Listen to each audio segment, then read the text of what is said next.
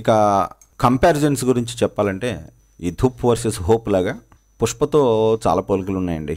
అసలు హీరో పరిచయం అవడమే ఆ వాహనం నుంచి దిగడం, ఇలాంటి చిన్న చిన్న విషయాలు చాలా తీసుకోవచ్చు అనుకోండి. వేరే వాళ్ళ హెలికాప్టర్ని హీరో తీసేసుకోవడం, ఇలా చెప్పాలంటే మరి యాదృచ్ఛికము, గాగదాళీయము చాలా ఉన్నాయి పోలికలు.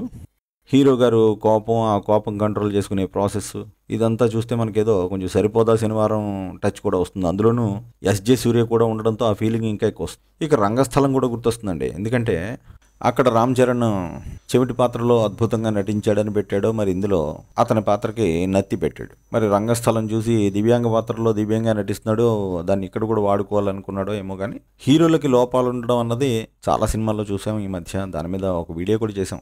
మతిమరుపు హీరో పాత్రలు హిట్ అయ్యాయి, భలే భలే మొగాడు ఇలాగా. చెవుడున్న హీరోలు హిట్ అయ్యారు, భోజనం ఎత్తి గూని పాత్రలు చేసే హీరోలు హిట్ అవుతున్నారు. అయితే నత్తి హీరోలకి సక్సెస్ రేట్ కొంచెం తక్కువ. ఆ విషయం శంకర్ పాపం మర్చిపోయినట్టున్నాడు.